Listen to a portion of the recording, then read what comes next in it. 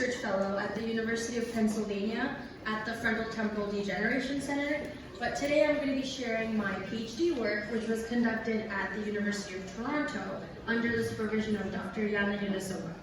So my PhD work looks at the speech production network in bulbar ALS through two modalities, structural imaging and postmortem neuropathology.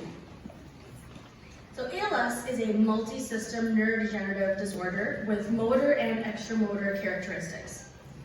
It's primarily characterized by progressive motor changes due to upper motor neuron and lower motor neuron loss, but ALS has been placed on a spectrum with FTD, or frontal temporal dementia, because 40 to 50% of patients with ALS also show comorbid cognitive linguistics and or behavioral deficits.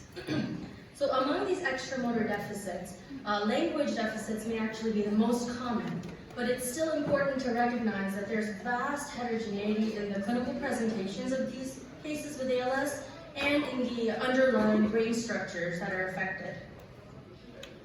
Now, the heterogeneity in the ALS-FTD spectrum is also seen in the underlying neuropathology. Most cases with ALS are characterized by TDP-43 protein inclusions in the affected brain regions, but we also see SOD1 protein inclusions, FUS, or tauopathy, which is the most common copathology in sporadic ALS cases. So there is a dire need to establish clinical pathologic links between these clinical profiles and these underlying pathologies. And this is because emerging therapies are targeting alterations at a molecular/cellular level. So establishing these links would allow us to appropriately stratify patients for clinical trials, which we know would greatly improve the outcome of clinical trials that are failing at the moment. And eventually, the efforts should contribute to personalized medicine for individual care. So the clinical profile that my doctoral work is specifically looking at is bulbar ALS, which is ALS that affects the vital functions of speaking and swallowing. 30% of patients with ALS will begin symptoms in speech and swallowing musculature, and I will be referring to this group as bulbar onset ALS. And this is in contrast to the remaining 70% that begin symptoms in the limbs or trunk or neck. But another important thing to note is most patients with spinal onset ALS develop bulbar symptoms with disease progression. Patients have reported bulbar symptoms to be the most debilitating and having the most debilitating effects on quality of life.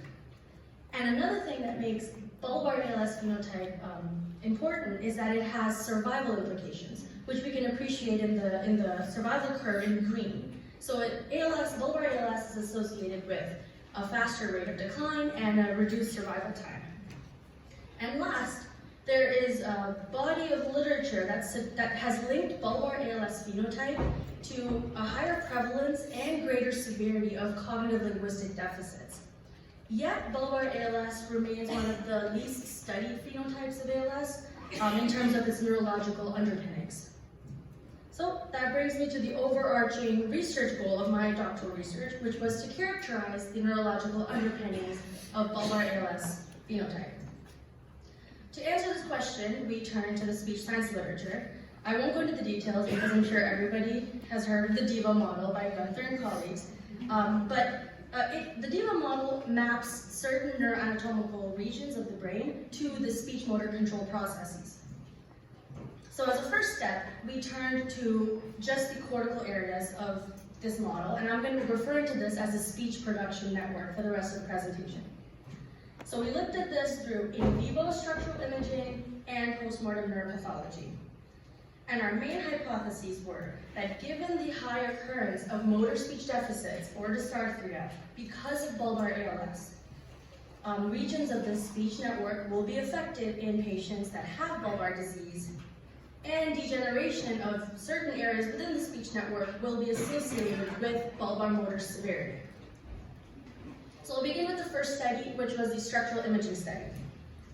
The goals of this study were to characterize gray matter and white matter of these speech network regions in patients with varying degrees of bulbar ALS, and to associate them with bulbar ALS severity, which we indexed using an objective measure. So we had a total of 16 participants with ALS and 19 controls. All ALS participants completed the ALS functional rating scale, which we used to index global disease severity, and we calculated progression rates as change in ALS-FRS score over time. We also collected digitized speech samples of the DDK syllable TOD task, which we used to index bulbar severity. And this is based on prior research that has shown that it's a good measure to index bulbar severity. It declines in a linear fashion, and it's sensitive to early subclinical bulbar deficits. We also got left and right grip strength to characterize upper limb dysfunction. And we collected T1 weighted and diffusion weighted images for all participants and looked at diffusivity metrics and gray matter atrophy. So the ALS group and the healthy control groups were age, sex, and education matched. They were mostly spinal onset ALS, but they had a range of bulbar deficits, and none of them had a clinical diagnosis of frontotemporal dementia. So I'll begin with sharing the results of the group comparisons. So within the motor cortex, we saw that patients with ALS had gray matter volume loss, characterized by cortical thinning and gray matter volume loss in both the bulbar region and the limb region of the primary motor cortex. Now, beyond the primary motor cortex, all changes that we saw were left lateralized, only in the left hemisphere. And that included thinning of the left pars triangularis, which is a subregion of the inferior frontal gyrus, and the left temporal regions, specifically the primary auditory cortex, or Heschel's gyrus, and the left posterior superior temporal gyrus. Next, we looked at associations with DDK rate and atrophy of the speech network regions. And what we saw was, as expected, the bulbar region of the primary motor cortex in the right hemisphere correlated with DDK rate.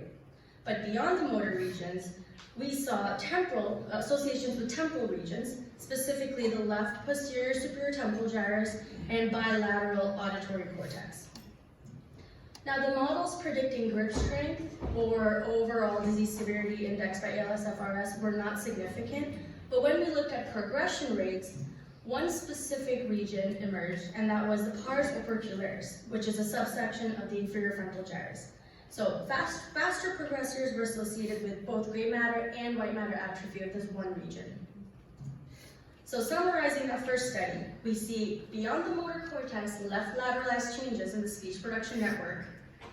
We saw that DDK rate predicted atrophy of select regions, whereas upper limb and disease severity did not. And progression rate was associated with degeneration of the pars opercularis. Now I'll tie all of that in once I explain the second study. So moving on. The second study, we looked at the similar regions, but we were interested in characterizing the regional distribution and the severity across these regions, and we compared it to bulbar as well as non-bulbar phenotypes of ALS. So we had a total of 9 ALS cases. They were negative for all known genetic mutations, and they did not have a clinical diagnosis of FTD. Now, these 9 cases were further subgrouped into 3 phenotypes. The first group that we're seeing is bulbar onset ALS, which I've denoted as BALS for the rest of this presentation. So these 3 cases began with symptoms in speech and swallowing. Now, the other 6 cases were spinal onset ALS, of which 3 had antemortem bulbar symptoms, and 3 were pure spinal ALS without any reports of antemortem bulbar dysfunction. We had access to the left hemisphere, which we sliced coronally. We identified our speech network regions of interest, but this time we also included brainstem regions, specifically the hypoglossal, the trigeminal motor nucleus, and the facial nucleus. And once we sliced and stained our regions, we semi-quantitatively rated it based on the severity of pathology. So here I'm showing you the results of the routine stain. This shows neuronal loss in green and spongiosis and gliosis gliosis and spongiosis in blue and purple. So on the y-axis, we can see the regions of that we examined split into the cortex and brainstem, and we're looking at our 3 groups, and the data is shown for each case. So as you can see right off the bat, the 3 bulbar onset cases show severe neuronal loss and reactive changes, not just in the motor areas, but also in these extramotor speech production areas. By contrast, the 6 spinal onset cases, even the ones with antemortem bulbar dysfunction, show a relatively spared speech production network. Comparatively, if you look at the brainstem, you see neuronal loss and gliosis across almost all cases and phenotypes. So here I'm showing the results of proteinopathy, and it's organized in the same way as the previous figure. In shades of red, we see TDP-43 proteinopathy, which is the protein that's characteristic of ALS. And in blue, we see tauopathy, which is the common co-pathology. So again, the 3 bulbar onset cases show widespread and severe protein inclusions across motor and extramotor speech production network regions. Now the second group, spinal onset ALS with antemortem bulbar symptoms, do show TDP-43 pathology, but it's much more mild and in focal regions. And the last group, except for one case with some atypical pathology in the sensory motor cortex, is basically completely spared of any proteinopathy. And again, the brainstem shows TDP proteinopathy across almost all cases and phenotypes. So to summarize this last study, we see that bulbar onset ALS can be distinguished from spinal onset ALS through neuronal loss and this tau co-pathology that we're seeing in these frontal temporal regions. But the second group, which was spinal onset with bulbar ALS, was not completely spared. We see TDP pathology in these regions, but it's mild and focal, which suggests a gradation of pathology with the most severe in the bulbar onset, and then the second group, and spared in the pure spinal group. And lastly, we see brainstem, the lower motor neurons affected equally across groups. So tying the 2 studies together, there's one main message, and that is the speech network degeneration seems to be linked to bulbar ALS. This link goes beyond what's expected, beyond the primary motor cortex, into these frontal and temporal extramotor regions. And it seems that the severity and expanse of speech network degeneration is related to the severity of bulbar dysfunction. We saw that with the correlates with DDK, and we're seeing that with the gradation of pathology between my 2 bulbar phenotypes.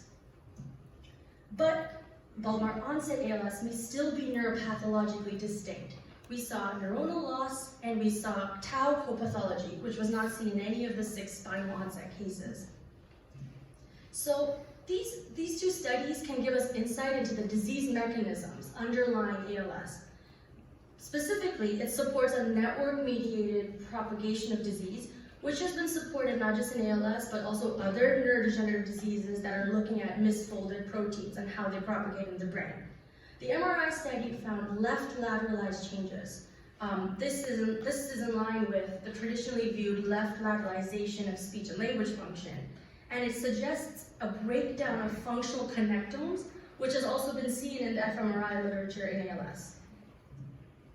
Also, the findings may explain the clinical reports that have linked bulbar ALS to more severe cognitive linguistic deficits, because the inferior frontal gyrus and the posterior superior temporal gyrus play a vital role in speech production, but they also play a role in language functions, such as syntactic processing or phonological encoding, amongst others. And this last point, although not exactly related, I still think is important to bring it up, and that's this idea of domain general regions, which are regions that are not specific to the speech production network, specifically the inferior frontal gyrus, may be more vulnerable to disease processes. We saw how it was associated with progression rate, and this could be because they're high traffic regions that have nodal stress, and this might be a region we should focus on if we want to look at more sensitive biomarkers to early stages of disease. So I'd like to thank my supervisor, Dr. Yanni Nasova, and our funding resources, and I'll take any questions.